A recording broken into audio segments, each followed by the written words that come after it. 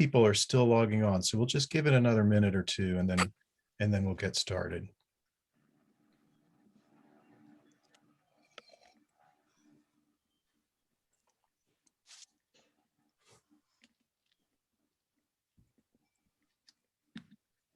I'm Dean with Southern Appalachian Highlands Conservancy, and am so happy to be able to share this presentation with you today about our conservation easement program. And I'm thrilled to introduce Michelle Pugliese, who's our land protection director, and Jess Lagus, who's our farmland protection director, to give this presentation. And they will be telling you a little bit about our overall land protection program and then how conservation easements fit in with that. We'll talk about how we decide to do conservation easements and some of the considerations in completing them. And then we'll talk with you about the long-term process of stewarding conservation easements. So we'll really try to cover the topic in some depth in an hour. I know that many of you may have questions about the presentation, and so please feel free to share those in the chat or the Q&A. And if it's a short answer kind of question, we'll try to answer that along the way, or maybe type in an answer. But then if it's a topic that may be a little more in depth for us to talk about, we may hold that for the end after the presentation. So thanks again for being part of this. I see a great group in the online with us. And so without further, let's introduce Michelle, who will get the ball rolling. And Jess, thank you. Thanks, Carl. Well, thanks for joining us today to talk about conservation easements. It's an important tool that we use to work with private landowners and protect their land in perpetuity. Southern Appalachian Highlands Conservancy, we are a nonprofit land trust serving Western North Carolina and East Tennessee. We were founded in 1974. Originally, we were part of the Appalachian Trail Conference, which is now the Appalachian Trail Conservancy. And since 1974, we have been involved in protecting over 78,000 acres of land. Sorry, advancing. Our mission statement is to conserve the unique plant and animal habitat, clean water, farmland, scenic beauty, and places for all people to enjoy outdoor recreation in the mountains of North Carolina and Tennessee, enduring for future generations. We achieve this through long-term conservation relationships with private landowners and public agencies, and owning and managing land. We're committed to creating and supporting equitable, healthy, and thriving communities for everyone in our region. We are an accredited land trust, and that means that we have been certified to uphold the highest standards and practices in the land trust industry. We underwent a thorough audit of all of our policies, procedures, and projects, and we were among the first group of land trusts to become accredited in 2010, and since then have received our second 5-year renewal in 2021. And having this accreditation symbol demonstrates that we can uphold the accreditation policy or the principles of excellence, permanence, and trust. And that goes a long way with our donors, members, the landowners with whom we work, and the funders that, that provide funds for our projects. So we work in a very large geographic area. We serve 10 counties in Western North Carolina and East Tennessee. So with Asheville being sort of in the South Central region right here. And we've separated our focus area, our geographic area into 6 focus areas. We got our start up here in the Highlands of Rhone, and then we expanded to cover the Appalachian Trail countryside, the Black Mountains, the French Broad River Valley, the Smoky Mountains, and the Balsam Mountains. So I'm going to talk a little bit about the conservation values that we strive to protect through conservation easements, as well as other methods of land protection. The first is native habitat for wildlife and rare plants. And we work together with federal, state, and local partners to collect and utilize data that helps us identify where these most important rare plants and animal species are located, so we know where we need to focus that protection. This is a picture of a golden wing warbler, which thrives generally at high elevation, early successional habitats. Scenic views help support the local economy as well as supporting our mental and physical health. And we work to protect the views both onto and from these special places, including the Appalachian Trail, the Blue Ridge Parkway, our state scenic byways, and other special viewscapes. We work hard to protect the water quality in this region, and that includes high elevation sort of headwater streams that flow through tributaries to some of our major rivers like the French Broad River and the North Toe River. In addition, we work with municipalities to put conservation easements on municipal watersheds, and we've done that with quite a few municipalities in the region. And then we work with farmers to help protect working farms and supply local food to communities and ensure food security. And we work to protect places for people to recreate, and that can include land that we transfer to state parks or U.S. Forest Service or National Park Service, or lands that we protect privately and invite the public periodically to do outings on. So we use a lot of different strategies to achieve our conservation goals. I mentioned already the huge geographic area where we work. And so we implement conservation planning to make sure that our limited resources, and not just money, but also staff time and capacity, are put towards protecting the highest priority tracts available. So we have a variety of models that we use to prioritize those most important lands for conservation. We also work with our government agencies to help them acquire their top priority lands, and making sure that Pisgah National Forest and North Carolina State Parks and the national, like Great Smoky Mountains National Park, that those special places can continue to expand. And now we live in a time of climate change, and so we have data that is used in our prioritization modeling that helps ensure that the landscapes that we protect are most resilient to the impacts of climate change. So as the climate changes and hydrology changes, species are going to shift along the landscape. And so we've identified through our conservation planning what specific habitat types or properties contain these resilient landscapes. And then we also work to protect prime agricultural soils and working farms. These are often in the more flat and developable parts of the valleys, putting those important agricultural soils at risk of being lost to development.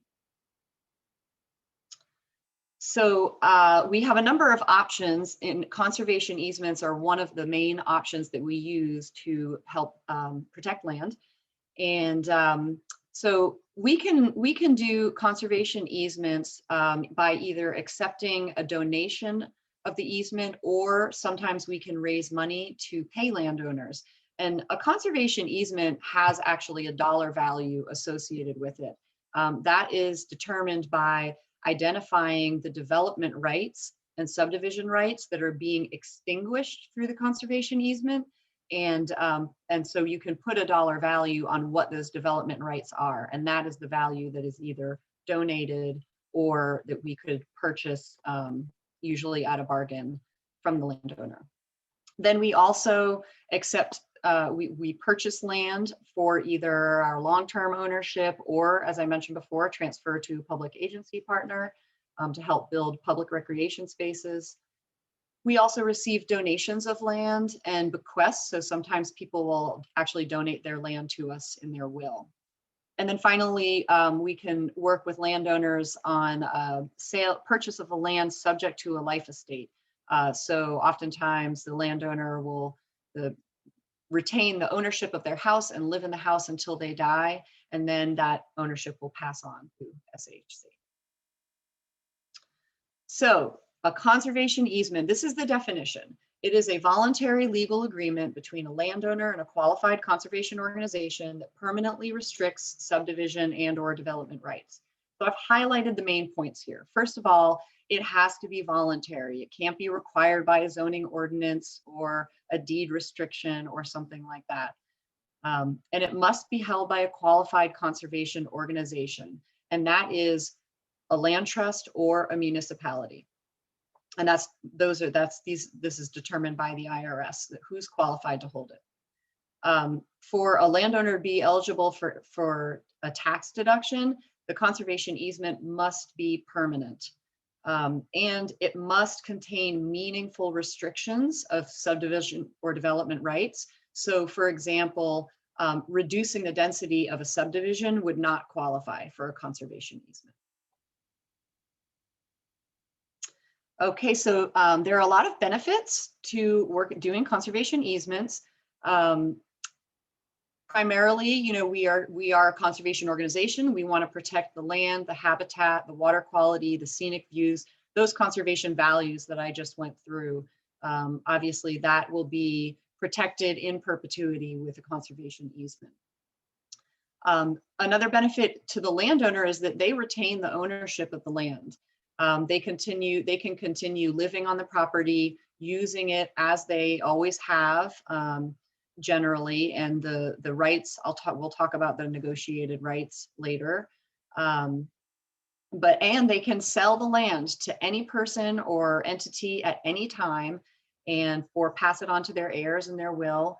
And these restrictions that have been put in place in the conservation easement travels with the land. So all future owners are subject to these conservation easement terms and restrictions.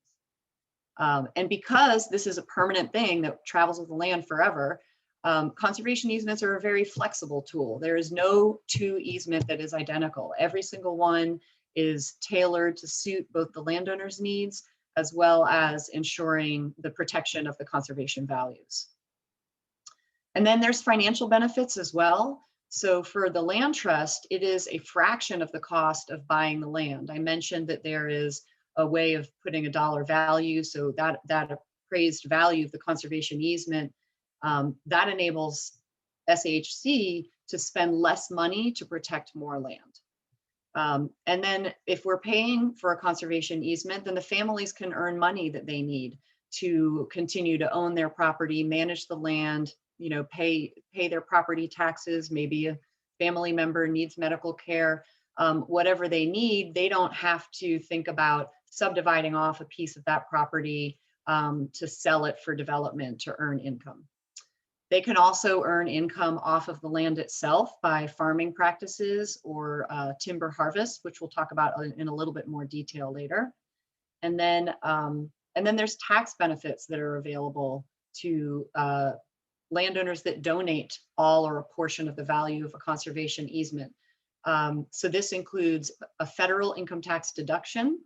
It also reduces the value of the estate so that when a person dies, the heirs don't have such a high tax burden when they inherit the land. And then some states have a state tax credit. North Carolina used to have one. It went away several years ago, and there is an effort to try and bring that back now.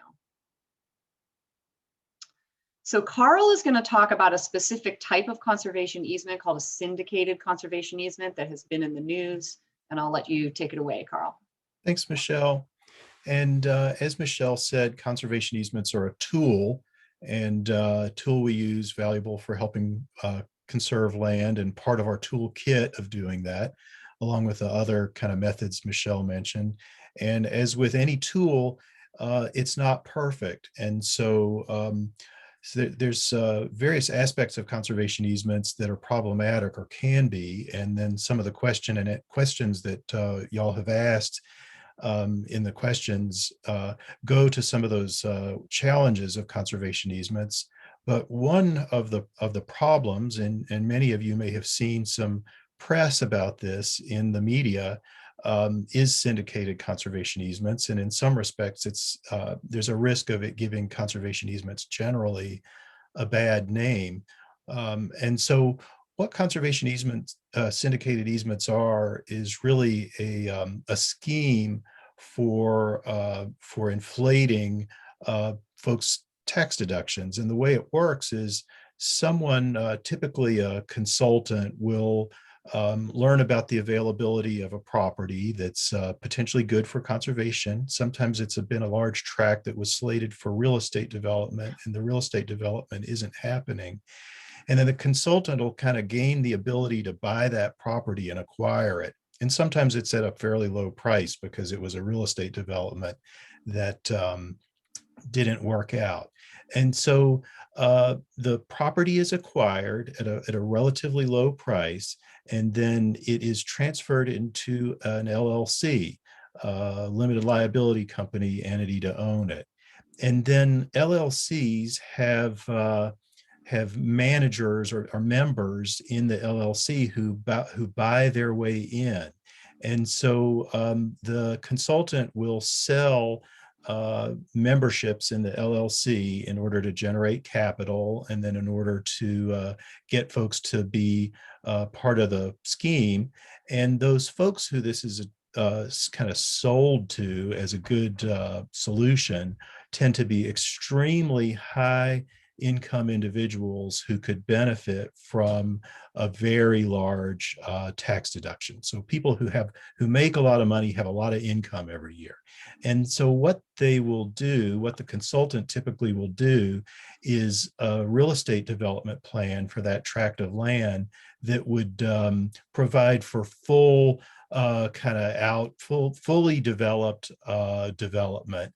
And then they will come up with an extremely high overall valuation of rights that would be given up if a conservation easement goes into place.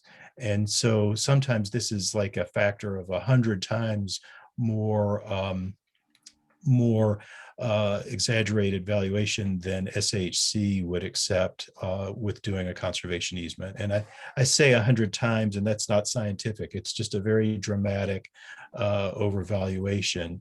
And so, for example, a tract of land that maybe could be bought for $600,000, people might claim $66 million in overall deduction by doing a conservation easement. So the Justice Department has cracked down on these, the IRS is cracking down on them, and the Land Trust Alliance really has tried to provide information about these. You see a link there, and the LTA has been a leader in trying to help stop this practice because of the risk it puts all of our organizations. And I will say that the people who do these easements, syndicated easements, tend to be really defensive about it and say, well, they're contributing to the conservation of important lands in our nation. And so there have been some conservation lands that have been protected with a syndicated easement that are pretty good conservation on them. The problem is that the tax courts don't like these inflated valuations, and when the tax courts rule on the problematic nature of them, sometimes the tax courts write things that are that put all of our types of conservation restrictions at risk. So I think the next slide looks at some of the types of reserved rights, and this is the kind of thing that actually, in some ways, it's related to the question about syndicated easements, because every conservation easement, the landowner reserve some rights to continue to use the property in some way or another. And that makes sense because they're going to own it, and maybe their family will have it forever and they'll pass it down. So when we do a conservation easement, we have to be super thoughtful about what kind of things a family might want to continue to do, or it's not necessarily a family, an individual, or even a sort of a company that might do an easement. And each of these reserved rights that Michelle has shown here, we negotiate those with the landowner. And sometimes people will want to have a home site. And this map shows you an example of a conservation easement where there was some developed area that was excluded from the conservation easement. Michelle's showing you there. And then there can also be a buildable area that's on the conservation easement, but it allows some limited development that is consistent with protecting the conservation values, but it enables the landowner to use the property. So you see there a list of things that's always permitted, like trails, minor structures like a shed, existing roads, maybe picking up firewood off the ground, water systems that may be predating the conservation easement. And then each time we do a conservation easement, we negotiate the kind of major types of structures that someone might feel they need, or new roads. And then we come to the timber harvest, which is just something I wanted to touch base with everybody about, because sometimes we get a question of why would we do a conservation easement that allows someone to do a commercial timber harvest? And so the answer, there's multiple reasons to do this. And one is that families who own a farm or own land that's been multi-generational, they may need the source of income from doing timber harvest at some point. And so our conservation easements try to include guidelines to make sure that's done in the most responsible way possible with the registered forester and pursuant to a forest management plan. The thing is that if the family couldn't have that right to do a timber harvest at some point, at some time, they might choose not to do the conservation easement at all, which puts the property at the risk of being converted into a real estate subdivision. So we really look at it as kind of the lesser of two evils, allowing some forestry in some conservation easements for that purpose. The other aspect of this is that forestry is a very old historic practice in the Southern Appalachians, and one that I think people feel like there's some honor in using the land to produce some resources like timber. And so we try to be respectful of that with the landowners we work with and in the communities we serve, and to, rather than just prohibit that outright, to allow it, but then to try to make sure that it happens in some kind of governed, responsible way.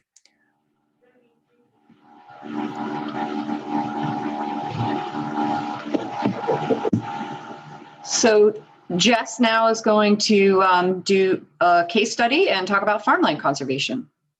Thank you, Michelle and Carl. Good afternoon, everyone. I am excited to talk to you today about Full Sun Farm, which is very fresh off the presses. We closed Full Sun Farm 1 in April, and we are currently active on Full Sun Farm 2. So this is a conservation easement in 2 phases. And I just want to acknowledge all of these gorgeous photos. Almost all of them came from our partnership with Carolina Nature Photographer Association. And they just got some really beautiful things that I think help tell the story of why this land is so important to protect. Oh, sorry, Michelle, could you go ahead and advance? I just tried to do it. Thank you. So Full Sun Farm, the landowners are Alexander Brown and Vanessa Campbell. They own roughly 60 acres in Sandy Mush, a landscape in which we've done a lot of conservation work. You can see on the map to the right, the dark blue are easements that SHC holds. The light blue are properties that SHC owns. It's a little hard to tell the difference. There might be a life estate, the teal-ish in the corner there that Michelle is showing. So I chose this one because of the 2 phases, which helps just kind of highlight the complexity of project design in an easement and how every project that we approach, we have to approach differently. And also phase 1 was a donated easement, fully donated, and phase 2 will be a bargain purchase. I think you can advance, Michelle. I think I might have another map for you all. So this is a soils map, and in this region, only roughly 3% of the land mass are important agricultural soils. These are prime soils, state important and locally important soils. They've been designated as important for agriculture because of their depth and their productivity, their ability to hold on to nutrients. So part of the reason that we protect these important soils is local food resiliency, and that these are some of the at most risk types of land in our region because they lay well, they perk well, they tend to be adjacent to public roads. And Michelle alluded to the fact that there's just a lot of development pressure on farmland. This farm is unique in that phase 2 is almost 100% important soils, and phase 1 has a high concentration as well. So phase 1, sorry, on my screen it's jumping back and forth. I think we can advance to the next slide now, Michelle. Thank you. Phase 1, I'm gonna talk about both of these at the same time. So these are all of the steps that it takes to achieve a conservation easement. First, there's the negotiation and project design. So Alex and Vanessa have 2 daughters, and they have these disparate tracts of land with a road between them. So they designed this so that if their daughters wanted to settle in this region and have farms, they could each inherit separately and then be able to disperse their assets as they choose without being tied together. Or if not their daughters, then some other farmers in the region. That was part of the reasoning for 2 phases. Once this is the stage at which we also talk about those reserved rights that Carl covered. And once we've kind of figured out what the project design looks like, we go through multiple levels of review,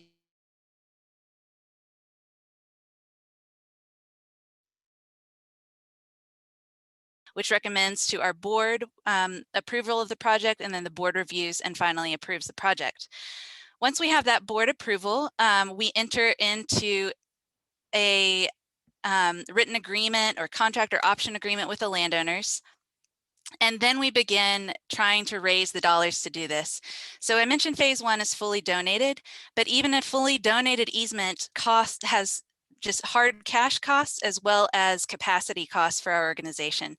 So we still, even with the donated easement, we have to vet these very carefully.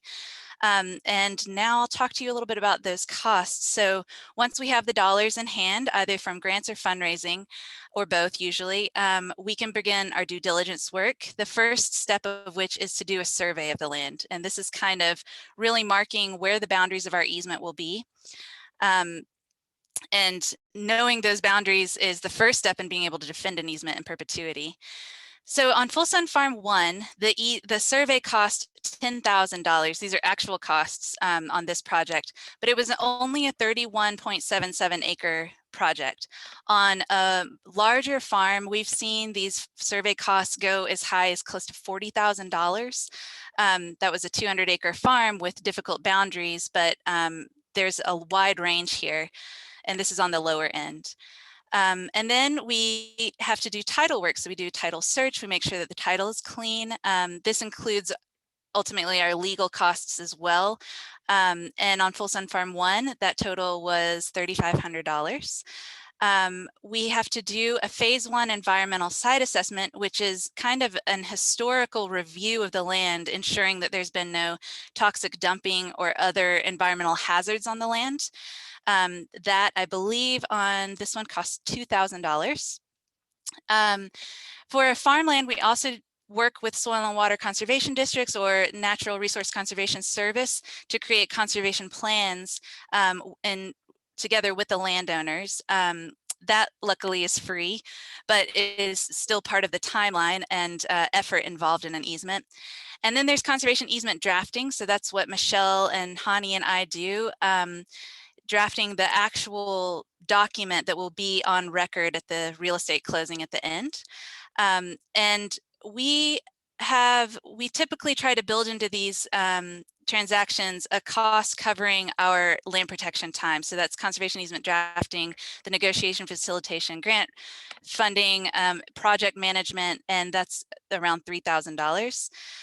On a purchased easement, so on phase 2, we will seek an appraisal that validates the easement value. On a donated easement, SHC doesn't need that for our purposes because we're not paying the landowners anything. However, if the landowner is going to seek a tax deduction, they will have to seek their own appraisal. So there is a cost associated with that, especially on projects with federal funding involved. Those appraisals are typically $8,000 for us. I've put this off to the side because this is a phase 2 cost that will not be part of phase 1 for SAHC.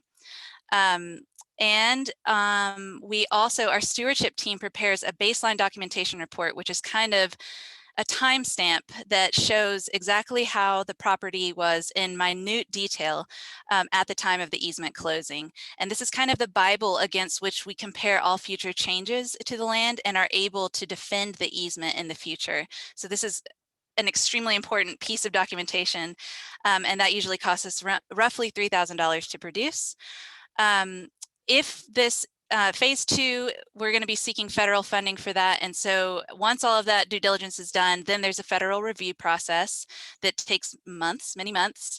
And finally, once everything is approved, we come to a real estate closing. So if you'll push one more time, Michelle, I think we get some totals here. Oh yes, stewardship costs. So once the easement's closed, we still have to, we are the third party who's responsible for making sure that the conservation is protected forever, that conservation is actually achieved. And to do that, our stewardship team has to go out and monitor these easements every single year forever. And so we have a formula to come up with what that stewardship cost is. We have an endowment, which is which each project pays into to help ensure that we have those dollars available in the future. And on this project, the stewardship cost was $20,000 for phase 1. So we have a total on this one, if any of y'all are doing the math, of $41,500 to accept a donated easement. And for phase 2, with the additional cost of an appraisal, the total comes to roughly $50,000. So in sum, for this two-phased easement, we will be covering $91,500 in transaction costs. So easements are not free, and in addition, every easement that we say yes to takes our time and resources away from another potential project. So I think some folks have the idea that, you know, if I've got this land, why can't I just give up an easement on the land? And it's because we have finite resources that we are responsible for stewarding well. Thanks, Michelle. I think you can head to the next slide. Funding options. So on phase 2, I mentioned this will be a bargain purchase. Phase 1 was fully donated. So when a landowner donates easement, there's donated value for which they can seek a federal income tax deduction. We can go reach out to private donors who are enthusiastic about this work and about what it achieves in our landscape, some of whom are able to donate to this work and help cover costs. We have public granting agencies, and so there are federal grants available, state grants and county grants. We're lucky in Buncombe County that the county has some funds for conservation transaction costs. On the federal side, you can see here, there's a Land and Water Conservation Fund. For agriculture only, there are NRCS is the Natural Resource Conservation Services ASAP ALE program. And that is what we will be relying on for phase 2 of this project. Our state also has a North Carolina Department of Agriculture trust fund that helps us pay landowners for their easements. And then there are some other funds that are not available for agricultural projects, but that Michelle and Hani both rely on for mountain projects. The Neotropical Migratory Bird Conservation Act has funding, and as well as the North Carolina Land and Water Fund, which is another state trust fund available in North Carolina. I will say on phase 1, we were also supported through grants from Buncombe County, in addition to private donations. All right, so Michelle covered this really well already, but when we do a conservation easement, that land does not become public. There's no guarantee that anyone can ever access that land other than the private landowners. So this is private land conservation, and yet it yields public benefits. This is an aerial shot of Alex and Vanessa's farm. This is actually mostly the phase 2 property that you can see. And then on the line of trees to the north and a brushy hillside, that's part of the phase 1 property that you can see. So no one can enter this land other than people that Alex and Vanessa invite onto the land. But we have the county is supporting the project. On phase 2, we'll be seeking public dollars through federal agency. And part of the reason of that is all of the conservation values that the easement provides, which are really ecosystem benefits to the region. And the easements actually identify these and spell them out in a section about conservation values. So I'm actually going to read that to you from the recorded easement on phase 1. There's the natural capacity of the protected property and its soils to support healthy agricultural and horticultural uses, scenic working lands, including field crops, horticulture, pasture, forage, and forest, open space, which is undeveloped land, which offers relief from sprawl type development, which is enhanced through the conservation easement because of its proximity to conservation easements held by Buncombe County and conservation easements held by the grantee, which is SHC, and then we list all of those. A variety of forest types, including mixed hardwoods in different stages and successions, diverse habitats, including understory plant communities, and habitat that supports a diversity of native species, and wildlife habitat for large mammal species, smaller mammal species, large birds and birds of prey, small birds, including migratory species, a variety of species of amphibians and reptiles, and aquatic life. In addition, this project lies along the Buncombe County's Farm Heritage Trail. So there's sort of a public education aspect to that. And I think if you advance, Michelle, I might have a map of that. Oh, I had a list of these conservation values. So here's the map of the Farm Heritage Trail. And this is a program that the county has put on that kind of highlights farmland conservation in the region. It's sort of a economic development for the rural area, highlighting farms that people can stop off at. It's a motor and bicycle route that takes you through these scenic regions. If you just look up Farm Heritage Trail, you'll find this map and other information about the farms on the way. If you'll click again, Michelle, I think it takes me back to my list. So not only, in addition to that, there's the scenery from the trail, there's the public awareness of the conservation and sort of education about the importance of farmland preservation in the region. And then on Alex and Vanessa's farm, they have a robust incubator farmer program, apprenticeship program, helping cultivate the next generation of beginner farmers. So there's sort of that continued farming heritage going on through this farm protection. And then of course, local food system resiliency, habitat protection, and water quality. And I want to point out on water quality, some folks might think on farmland, you know, a lot of times we have cattle on the land, not in this case, but people might think about runoff from excess nutrients. So we do like to work with farms, and it is a ranking criteria for us to choose to work on farms that are using best management practices to help mitigate any environmental impacts of those land uses. But even if cows were in the creek, the most detrimental pollutant in North Carolina is sedimentation of our streams, and that comes from erosion, which is enhanced by impervious surfaces. So just keeping land open in and of itself is a better water quality protection than as opposed to the development that could happen there, than even fencing cattle and their effluents out of a stream. And I don't think a lot of people are aware of that. So I just want to bring up how important that water quality piece is. And finally, stewardship, long-term stewardship of the land. So once an easement has closed, the project ultimately becomes the purveyance of our stewardship team. Our stewardship team, as mentioned before, creates the baseline documentation reports. They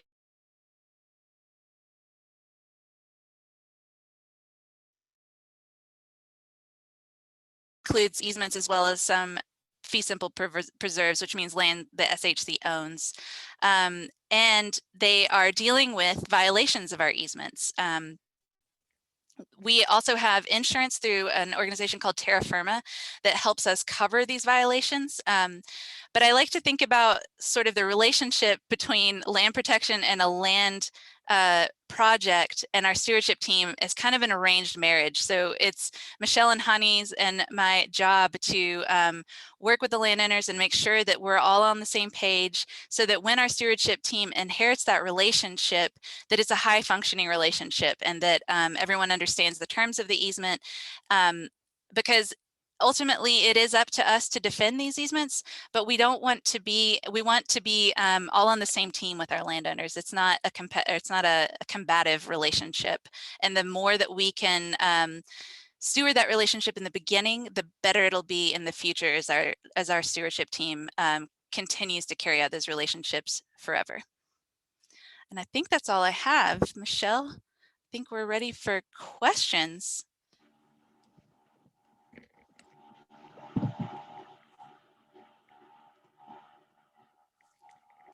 I know we had some questions come up in the Q&A section. One of them was about the size of property.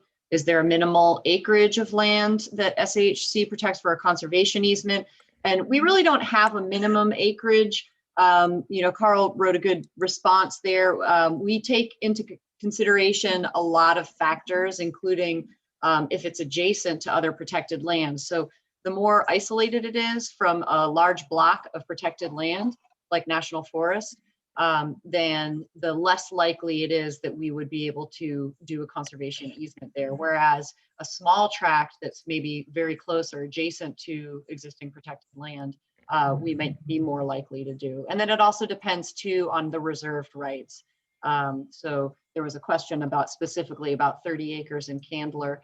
If it was 30 acres with one existing home and nothing else, then and it was close to the new Chestnut Mountain Preserve, then maybe we would be able to work on it.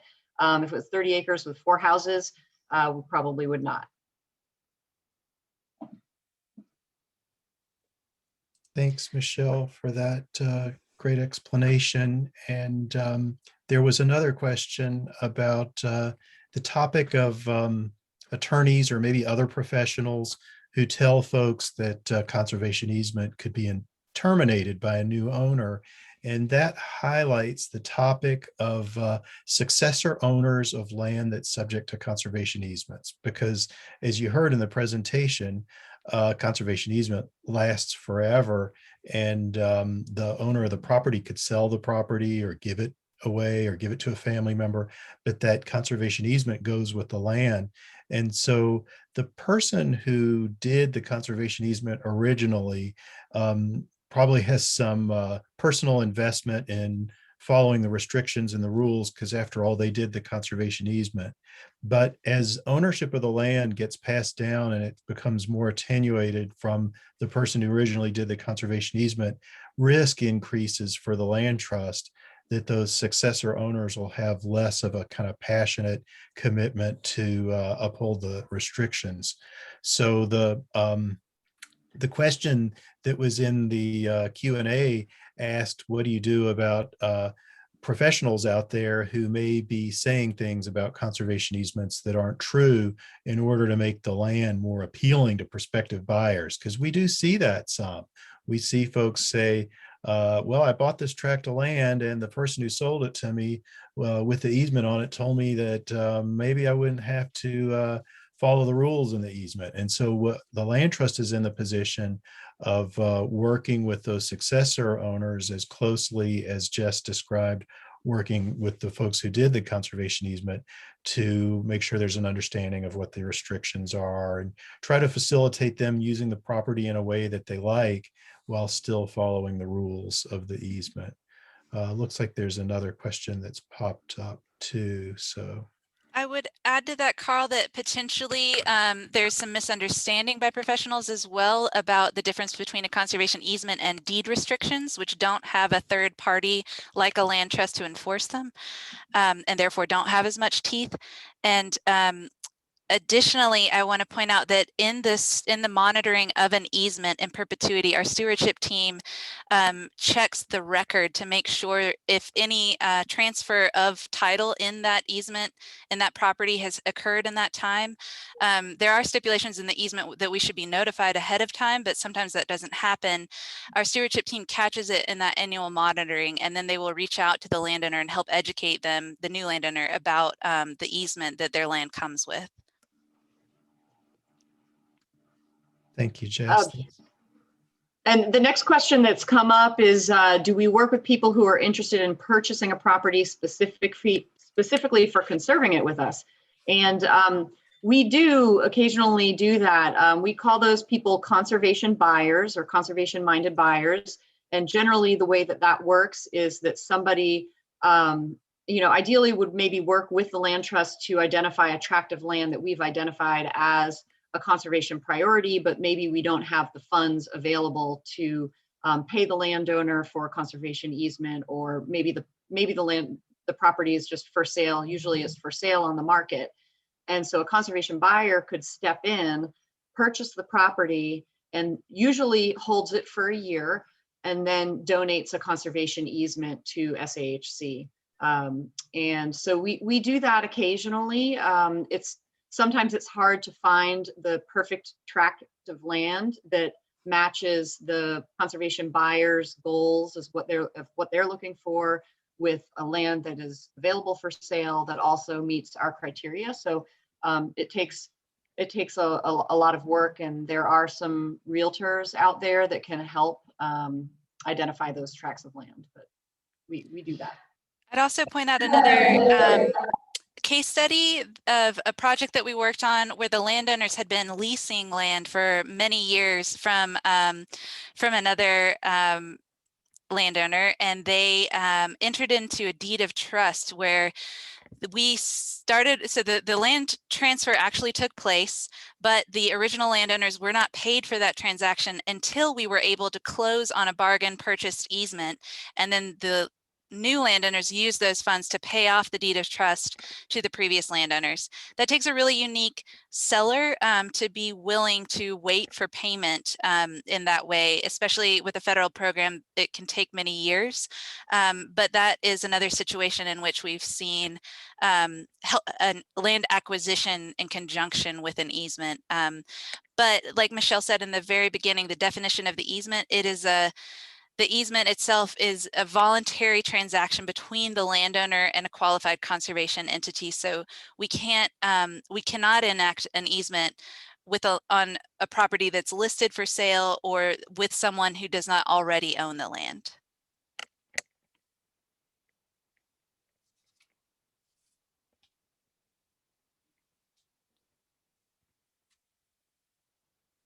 Looks like there's another question that came up from Betty. If the land is transferred to the Forestry Service, do easement restrictions follow the property to the Forestry Service forever? Michelle, I'm going to let you take that. So yeah, that's interesting. The U.S. Forest Service generally will not accept land that has any sort of encumbrances on it.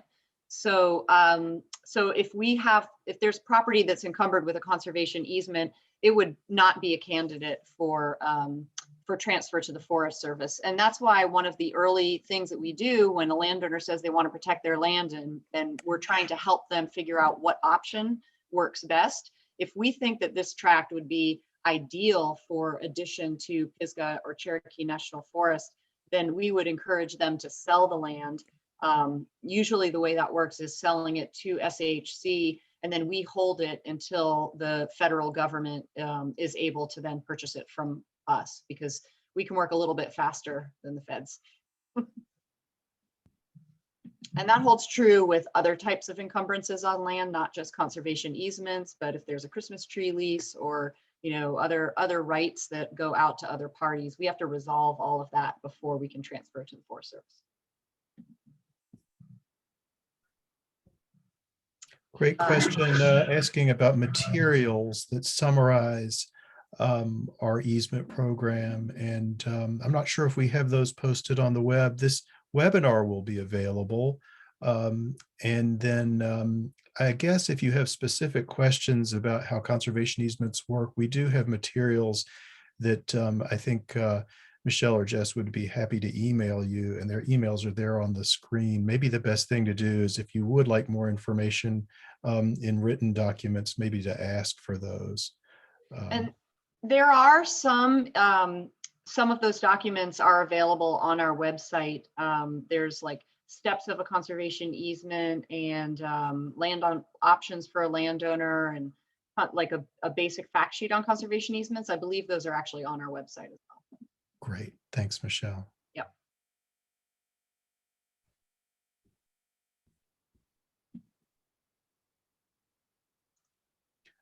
Well, this has been great for us to have an opportunity to share how we do our work and do conservation easements. And we appreciate everybody who has who's joined us for this. And obviously we are thrilled to try to answer any questions that folks have. And so please reach out to us. I do see a question from Gary that's there in the comments. So looking at enforceability of conservation easements over time. Let's see, can Michelle or Jess, are you taking a look at that maybe to try to share? It says about hard times coming. I'll read the question first, maybe for everyone, or the comment. Gary says, I think the CE's conservation easements may only last as long as someone, the third party, in this case SHC, is in existence and ready, willing, and able to protect in court of law and in court of public opinion. When hard times come, as they always do, then I think it important beforehand to strategize about the longevity of the third party, say SHC or a municipality. What prompts this idea? Some cities in the Midwest were deeded parks from estates, but much later, 100 years or so, decided they needed to sell to developers. Also, the Shakers religious sect eventually died out as far as living members, and their undeveloped land, I think, was put in charge of a master to dispose of. Just a thought, not criticism. Thank you, Gary, for those thoughts. I think you're kind of really hitting the nail on the head in terms of the forethought and foresight that goes into entering into a conservation easement transaction. I think both of the sort of situations that you identified, it doesn't sound like they were actually protected by easement, but were held by organizations that had indicated their intention to keep the land protected. Which is a little bit different. We are actually bound to uphold the terms of our easements, but you're right, we can only do that as long as we're solvent. Our easements do identify backup holders in the event the SHC is no longer solvent, and we also have the option to transfer the easement, to assign the easement is the term, to another qualified conservation organization. Those steps are kind of identified in an easement.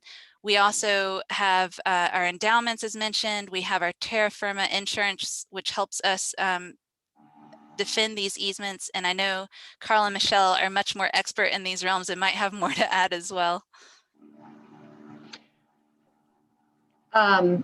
Yeah, sorry, I was reading the new question that came in, but I would say that if the worst case scenario that that SHC ceased to exist with our almost 50-year history, I think we're hopefully that will never happen. But there is language in the conservation easement that assures that if anything happens, that a court will identify another qualified conservation holder of the easement. So there will always be municipalities. If every land trust in the country somehow just went under, then there's always municipalities that are able to hold easements. And so there will always be some entity available. Thanks, Michelle. I could take a crack at trying to respond to the comment that's there that reflecting, it's saying that conservation easements seem to be primarily focused on preserving the land and prohibiting use of the land by the public. It's saying that the land itself seems to be valued over and above any human use of the land. And can we comment on that? And so I think remembering that the only land that we do conservation easements on is land that's privately owned, that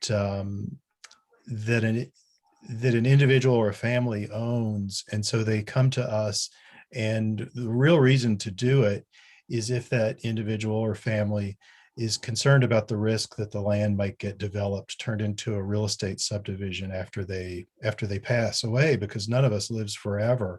So the real reason to do a conservation easement is if you're a person who is concerned about what might happen to your land in the distant future after you're gone. And so that's private land anyway. That's not land. If it belongs to you, then you or your family have the ability and the right, not to invite the public onto it. I mean, that's a basic factor of private ownership of land.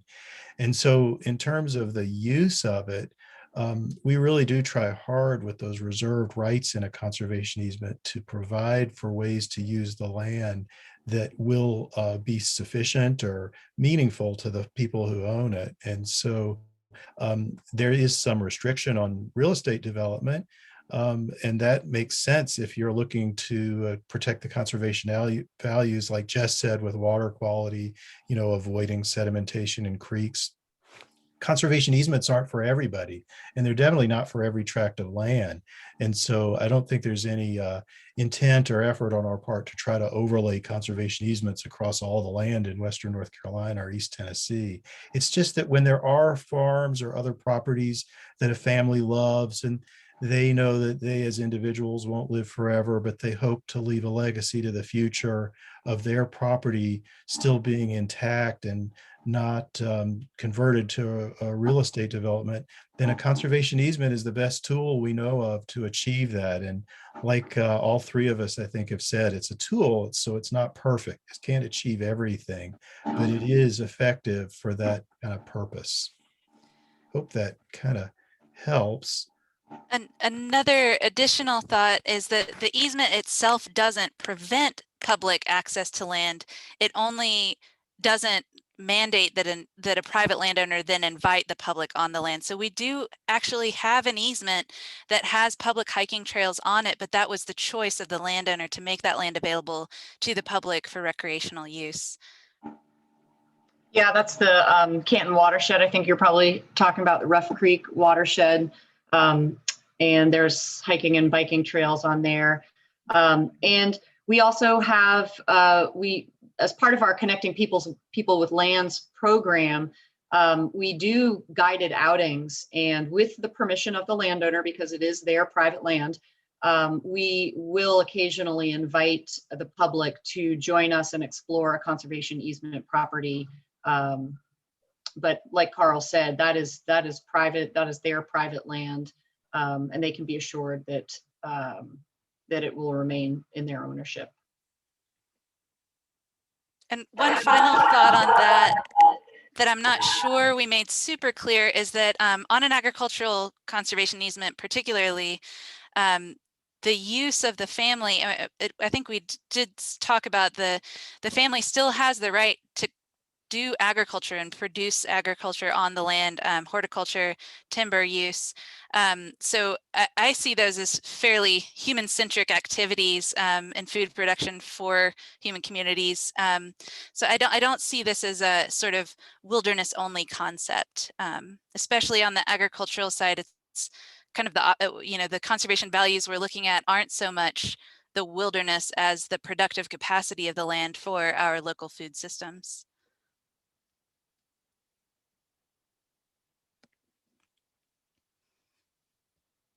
Well, I see our hour is kind of coming to an end, and this has been great for us to be able to share some of the aspects of our conservation easement program. And again, if you have more questions, please reach out to us by email or give us a call. We do love doing the conservation easements, and then we love sharing information about them with you all. So thank you so much. We do have more webinars coming and lunch and learns. Our June Jamboree is the first week of June. And so please check our website and take a look at those June Jamboree opportunities, because they're going to be super fun and informative. And we appreciate y'all being with us today, and hope you join us soon for another kind of experience like this. Thank you, guys.